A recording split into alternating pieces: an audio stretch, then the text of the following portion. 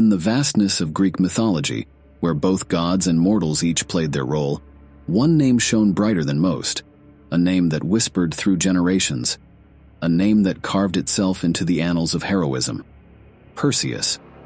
His saga was not merely a tale. It was an odyssey that echoed across the ages, captivating the hearts of storytellers and dreamers alike.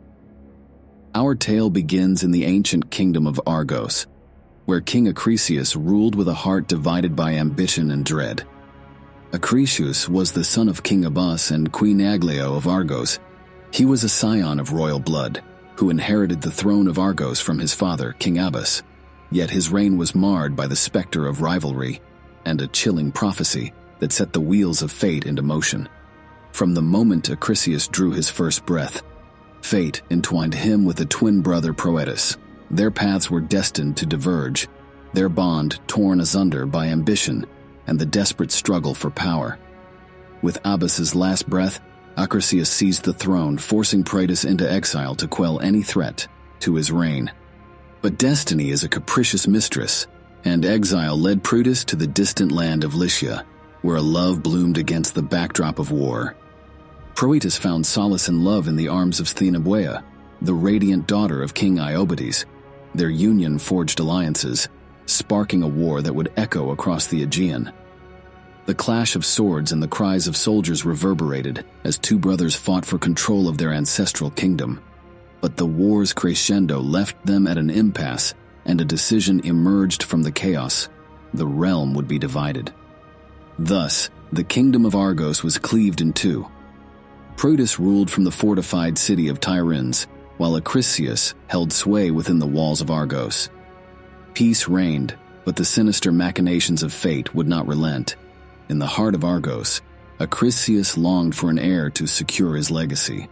He turned his gaze to the radiant figure of Eurydice, daughter of King Lacedaemon and Queen Sparta, a union that honored love and lineage.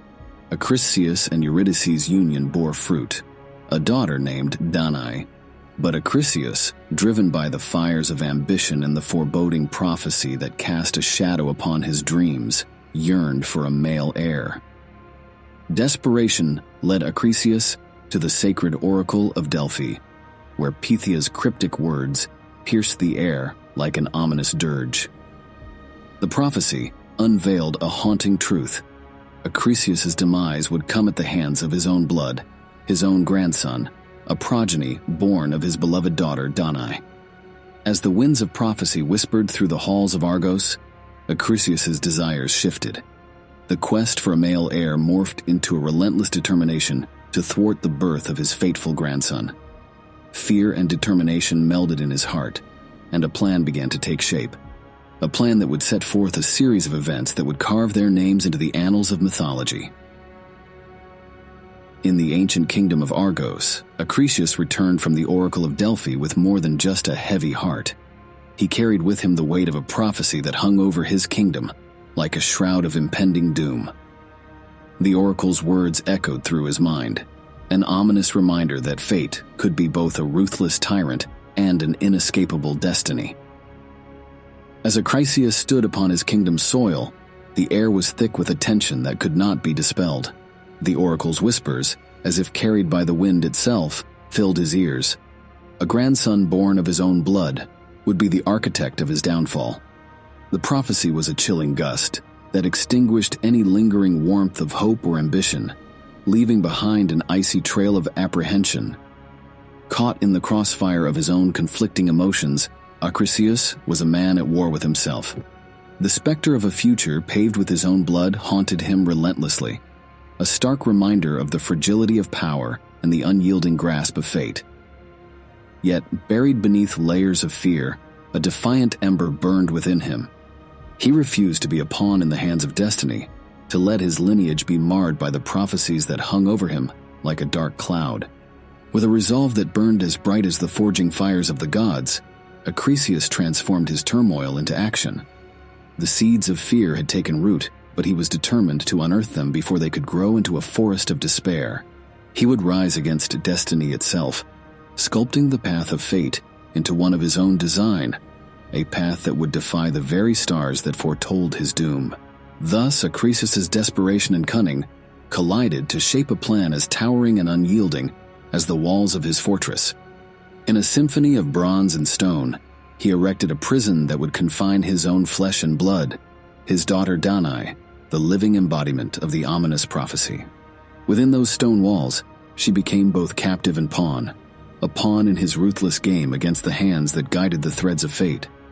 The fortress's walls gleamed with a cold, metallic sheen, a reflection of Acricius' iron-willed determination. His eyes blazed with an unshakable purpose to outwit the gods themselves, to master his own destiny in the face of their cosmic power. The fortress was a bastion of defiance, a testament to the lengths a man would go to wrest control from the hands of the divine. In the heart of Argos, a father's desperate act and a daughter's captivity ignited a chain of events that would reverberate through history. The towering fortress reached for the heavens, standing tall against the backdrop of the kingdom's skyline. It became a symbol of mortal tenacity against the whims of an unforgiving fate, and within its shadowed embrace, Danae's life became tied to the prophecy, intertwining her destiny with those of gods and heroes. But fate, as it often does, weaves its own tapestries, disregarding the designs of mortals. And so, as the prophecy's specter loomed large, it was Zeus, the king of gods, who decided to challenge the very tower Acricius had built. The heavens themselves would bend to his will as he cast aside his divine form, shrouding himself in a cascade of golden rain, a radiant descent that would forever alter the course of Danae's life.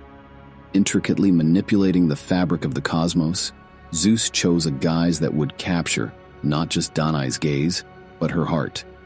A cascade of golden light that tumbled from the celestial heavens to caress the mortal realm. The brilliance of his divine transformation seeped through the tower's roof, bathing Danae in a glow that transcended mortal comprehension.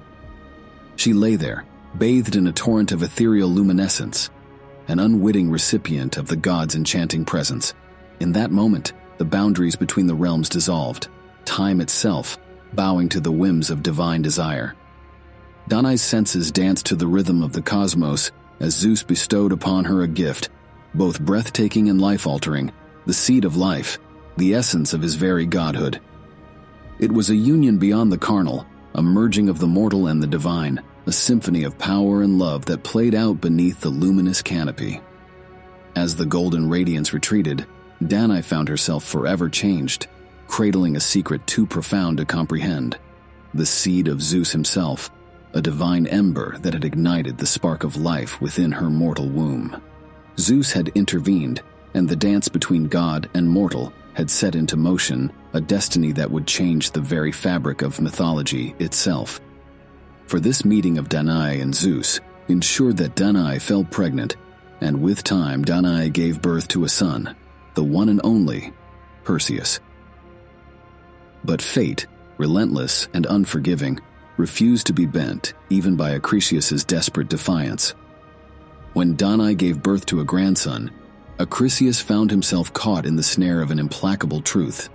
The walls of his fortress may have been impenetrable, but the realm of the gods operated beyond the confines of mortal design.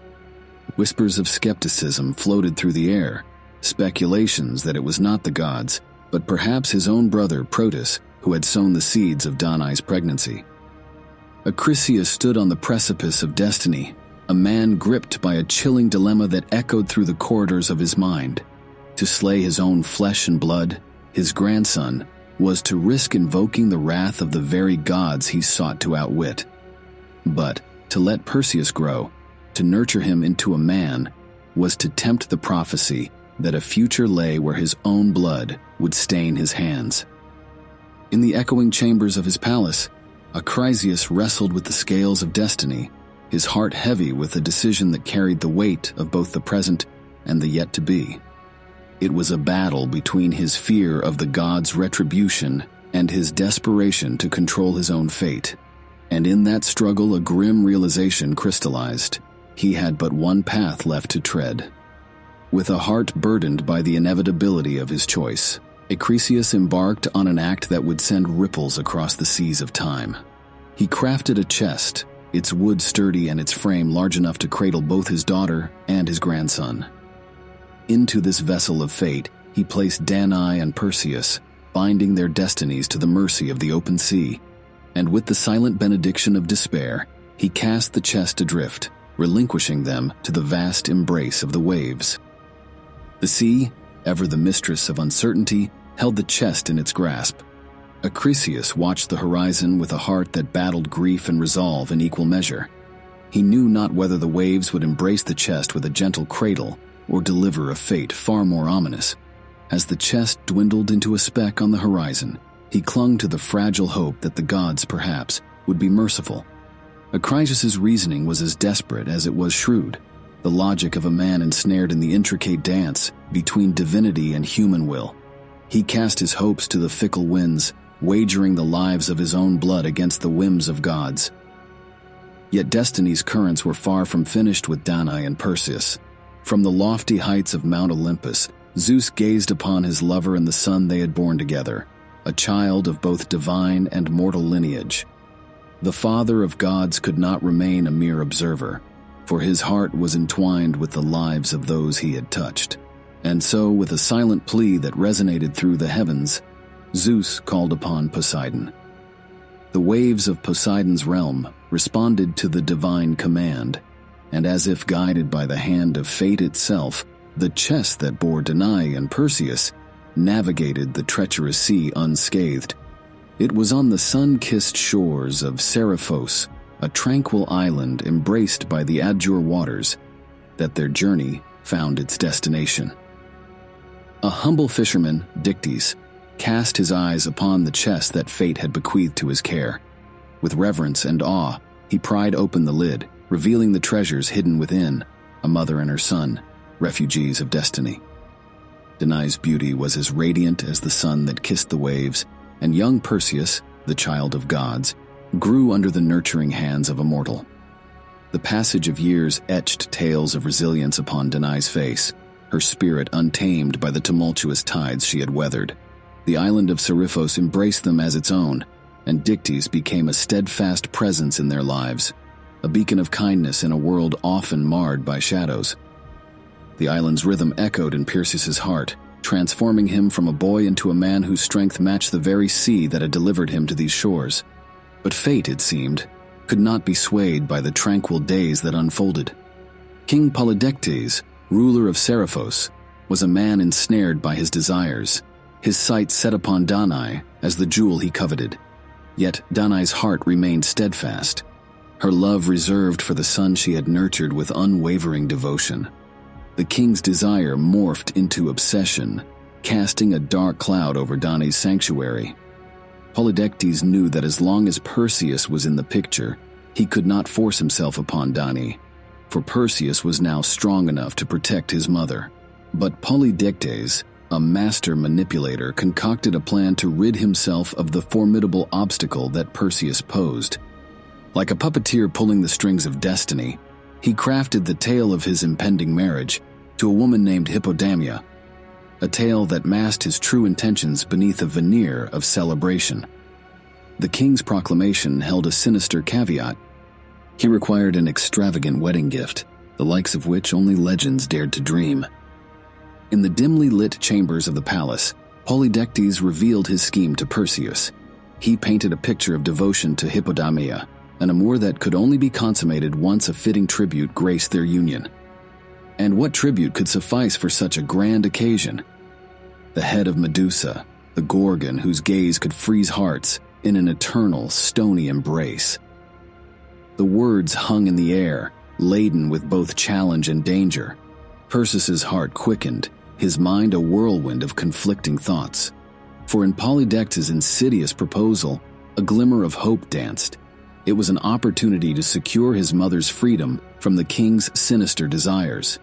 Perseus accepted the challenge, for he saw a chance to reshape their destiny, to forge a path where they could escape the clutches of a kingdom fraught with deceit. Polydectes, however, was no fool. He crafted his words with calculated precision, knowing that his manipulation had led Perseus into a trap. He believed the quest for Medusa's head to be a fool's errand, a death sentence cloaked in the guise of glory, and Perseus, driven by a potent mix of love and determination, had walked right into the king's snare. Yet Perseus was a child of both a mortal and a god. He was no pawn to be manipulated. The call of adventure echoed in his veins, mingling with the blood of Olympus. With each heartbeat, his resolve grew stronger, a blazing determination to confront the impossible and redefine the narrative that fate had woven.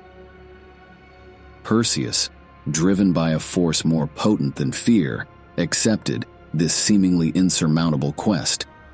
The burden of success rested upon his shoulders, as did the doubts of the skeptical king who had orchestrated this perilous path. For Medusa's lair was shrouded in mystery, a puzzle that seemed to defy even the gods' knowing. Yet from the heights of Mount Olympus, the deities of old cast their watchful gaze upon the unfolding drama. Athena, the wise and fierce goddess, and Hermes, the swift messenger, descended from their divine abode to bestow their blessings upon Perseus. They saw in him the spark of resilience and valor that could reshape destiny. Guiding Perseus to the garden of the Hesperides, Athena gifted him a shield that was no ordinary piece of armor. Its surface gleamed like a polished mirror, and in its reflection lay a potent magic, a safeguard against the lethal gaze of Medusa. Beside the shield, Athena bestowed upon him a satchel of wondrous design, a vessel in which the severed head of the Gorgon could be contained without peril. Though Athena had already punished Medusa by transforming her into a Gorgon, she still sought to punish Medusa further by aiding in Medusa's demise. Hermes, the fleet-footed messenger of the gods, was not to be outdone. He placed upon Perseus's feet a pair of winged sandals, allowing him to soar through the skies with the grace of a bird, escaping danger and reaching the unreachable. And in his hand, Hermes placed an adamantine sword, a blade of celestial craftsmanship, capable of slicing through the most formidable of foes. Yet the greatest gift of all was one that bridged the realms of life and death. Perseus was bestowed with Hades' own helmet of darkness, an artifact of immense power that had played a pivotal role in the defeat of the Titans. With its dark magic, Perseus could become as intangible as a shadow, turning invisible and slipping past the vigilant eyes of his adversaries. Armed with the blessings of the divine and the artifacts of legends, Perseus stood on the precipice of destiny. The journey ahead would be fraught with challenges, but the very gods themselves had cast their lot with him, a mortal who dared to challenge the impossible. In the clash between the mortal and the monstrous, the stage was set for a tale that would resonate through the ages, a tale of heroism, sacrifice, and the indomitable spirit that defied even the harshest of odds. As Perseus stood before these divine patrons, his fate entwined with theirs, he wondered why the gods withheld the knowledge of Medusa's whereabouts. However, the gods, in their wisdom, understood that the journey was as important as the destination. They recognized that mere knowledge of the Gorgon's lair would not suffice to mold Perseus into a true hero. The quest required wit, determination, resourcefulness, adaptability, and the ability to navigate treacherous waters. By withholding the specific location, the gods aimed to light the fire within Perseus and forge his character through trials that would shape him into a legend. Perseus, a mortal marked by the gods for an extraordinary mission, set his course towards the realm of the Graeae. The Graeae were sisters of Medusa and the Gorgons, and the daughters of the ancient sea deities Phorcys and Ceto. They were as intertwined with the fates as the very threads of life themselves. They were no ordinary beings, for they shared a single eye and a single tooth among them. However, the wisdom Perseus sought was not to be granted freely. The Graeae, like the riddles of the cosmos, guarded their secrets with tenacity. The hero's path was no leisurely stroll. It demanded audacity and resolve. To wrest the knowledge from the grasp of these sisters, Perseus employed a tactic both daring and unconventional. In a moment of calculated boldness, Perseus took possession of their soul eye, plunging these sisters of the shadows into temporary darkness. The sightless Graeae, now at the mercy of a mortal who dared confront their cryptic existence, felt the weight of their own enigma bear down upon them. Perseus, relentless in his pursuit of truth, wielded the eye as a bargaining chip, a beacon of hope in a realm ruled by secrecy. And in that pivotal moment, the sisters' resolve wavered, their hold on their guarded knowledge slipped through their ephemeral fingers. Bound by the desperate need to regain their sight, the Graeae relented. Their voices, like echoes from the abyss, revealed the coveted information Perseus sought, the location of Medusa's lair. The Gorgon's realm was unveiled through the faltering words of the Graeae, uttered in exchange for the return of their stolen eye. Perseus, now armed with the elusive knowledge he had won, ventured forth once more, his destiny inching ever closer to its fateful intersection with the monstrous Gorgon. Armed with the coveted knowledge of Medusa's lair, Perseus embarked on a daring flight, propelled by the mystical wings gifted to him by the fleet-footed Hermes. The very air itself seemed to bend to his will as he soared toward his perilous destination, a cave concealed within the heart of a foreboding landscape. The entrance to Medusa's domain loomed before him, a mouth yawning into the depths of the earth, a gateway to a realm where monstrous secrets lay in wait. Perseus knew that silence was his ally. The slightest disturbance might awaken not just the fearsome Gorgon he sought, but her sisters as well, a trio of horrors that could spell his doom. With the grace of a shadow, Perseus ventured into the cavern, the darkness embracing him like an old friend. The path ahead was fraught with peril, each step laden with the weight of his quest. But Perseus possessed the tools of divinity, a shield that mirrored the world around him, and winged sandals that lifted him above the ground, leaving no trace of his passage. Through the twisting passages and eerie silence, Perseus finally caught sight of his quarry, Medusa, her serpentine tresses hissing like vipers in the gloom. The hero's heart raced, his determination unwavering. As he advanced, shield held high to avoid the petrifying gaze that had claimed countless lives. And then, in a breathless moment, the adamantine sword that had once been a titan's weapon cleaved through the air with a precision honed by fate itself. Perseus's strike was true, a single stroke that severed the monstrous head from its serpentine neck. The cavern trembled as Medusa's baleful existence came to an end, her death a cataclysmic release of dark energy. Time seemed to hold its breath as Perseus moved swiftly, guided by the wisdom of Athena. The Gorgon's severed head, a trophy as gruesome as it was powerful, was cradled in the divine satchel, a vessel that contained the essence of death itself. But as Medusa's lifeblood ebbed away, the slumbering sisters Euryale and Stheno awoken. The realm of nightmares seemed to stir with their awakening, threatening to ensnare the intruder who dared trespass upon their domain. Upon seeing their fallen sister, their screams echoed through the cave, shattering the stone statues of the many victims. Yet, the gods' gifts proved their worth once more.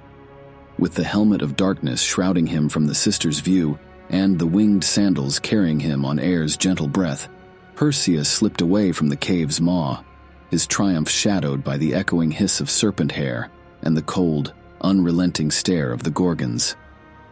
However, that would not be the end of Medusa's lineage.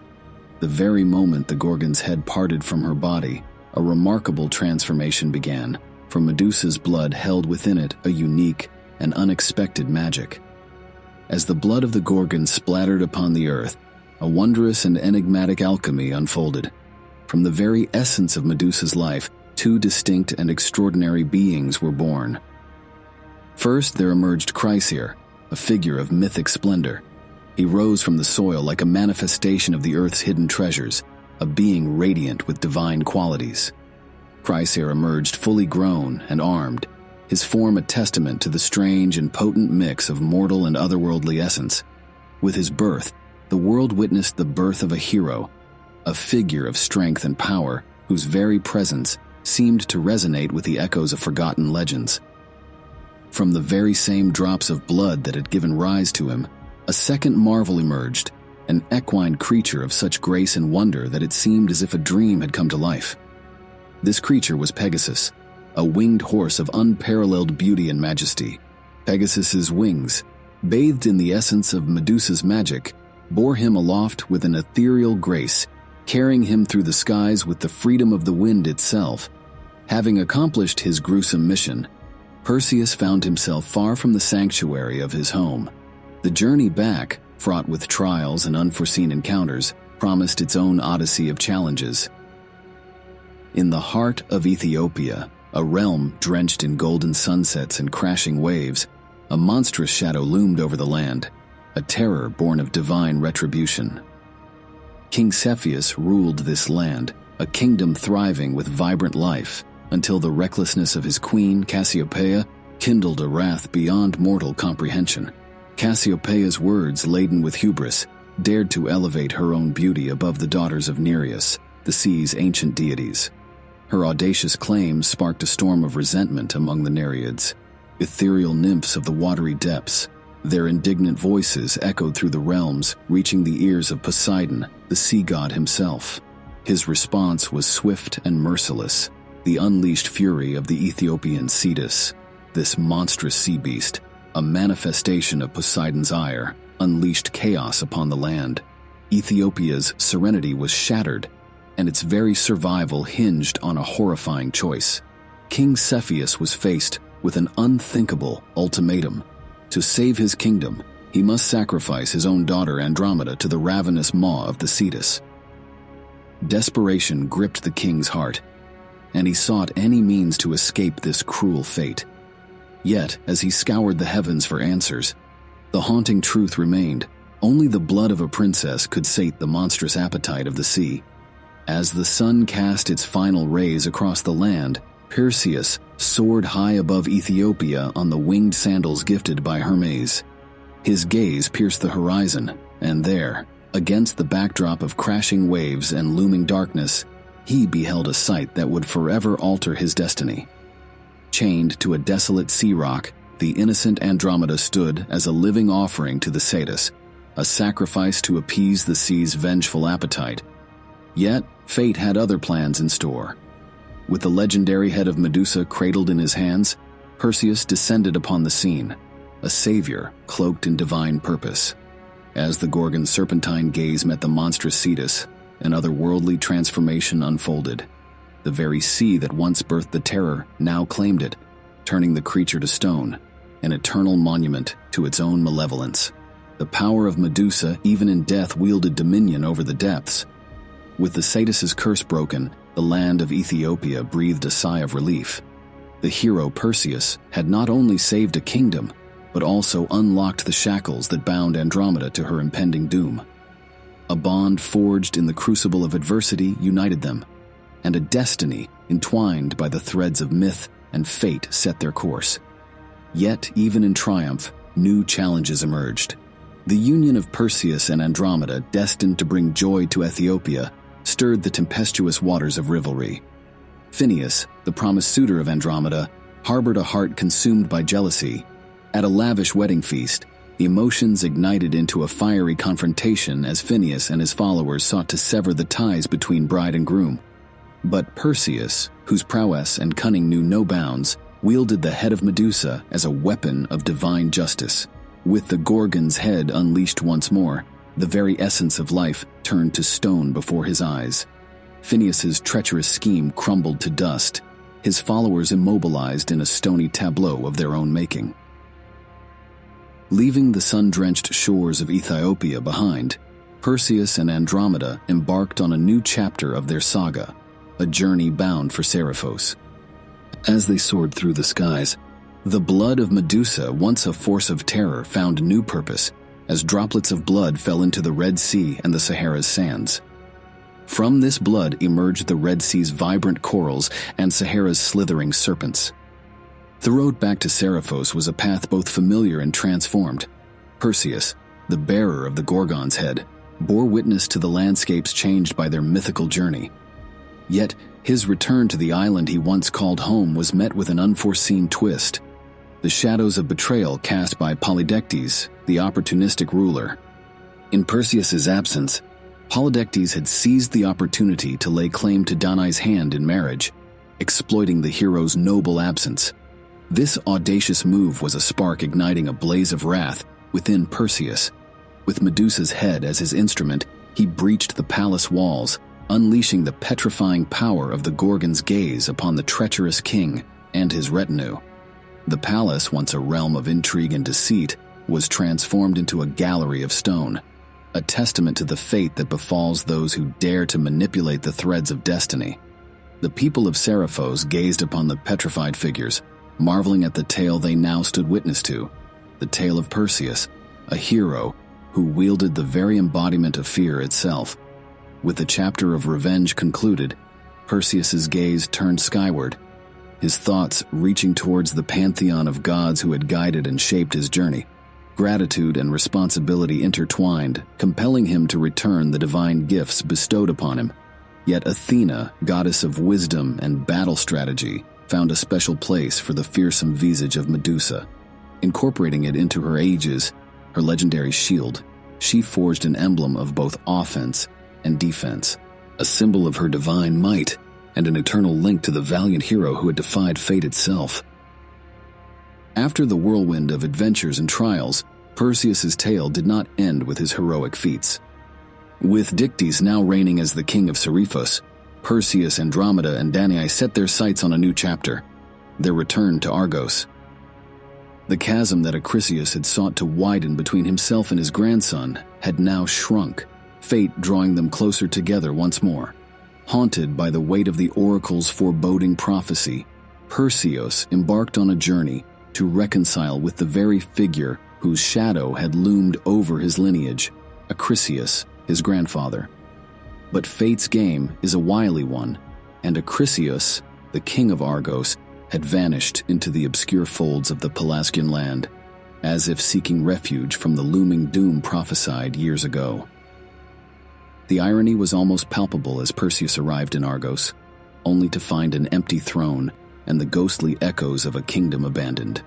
Undeterred, Perseus set his sights on Larissa, a place where the rhythmic pounding of athletes' hearts and the roar of the crowd created a vibrant pulse in the air. King Teutonides held athletic games in honor of his deceased father, a spectacle where heroes and contenders sought to etch their names into history. Perseus, no stranger to competition, joined the fray. In the midst of the games, fate's hand reached out once more. As Perseus threw a discus with skill and force, it struck an unexpected target, an old man, frail against the tides of time. In an instant, the cheers of the crowd turned to hushed gasps as life's thread was abruptly severed. The truth, unveiled in a flash of revelation, was as chilling as it was inevitable. The old man, struck down by the errant discus, was none other than Acrisius himself. The prophecy that had cast its long shadow over Perseus's journey had been fulfilled, a twist of fate both haunting and poignant. In that moment, amidst the shock and the silence, the grand saga of Perseus came full circle.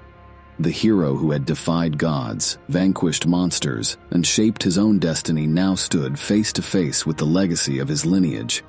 Though the prophecy had been fulfilled, Perseus rejected the throne of Argos, believing it was not right to benefit from the death of his grandfather, which he unintentionally caused. Perseus arranged an exchange of kingdoms with his cousin and son of Proetus, Megapenthes. Megapenthes would rule as the king of Argos, while Perseus ruled as the king of Tiryns and Medea. He sought to forge his own kingdom, one of his own making. He breathed life into a new city, Mycenae, whose foundations would echo with his name through the annals of time. As the years flowed on, Mycenae flourished under the stewardship of Perseus, a monument to his vision and resilience. Amid its walls, Perseus and Andromeda built a life together, one blessed with the laughter and cries of their children, 9 in all, 7 sons and 2 daughters, who carried forth their legacy, each a note in the symphony of their lineage. Perseus later became the ancestor to many Greek figures, such as Heracles, Helen of Troy, and the Dioscuri, Castor and Polydectes. The tale of Perseus, a hero who defied gods and destiny alike, came full circle within the walls of Mycenae. The echoes of his exploits reverberated through the ages, an enduring testament to the indomitable spirit that shaped the course of his life. And as the winds of time swept through the realm he forged, Perseus's legacy endured, etched in stone, story, and the very fabric of myth itself.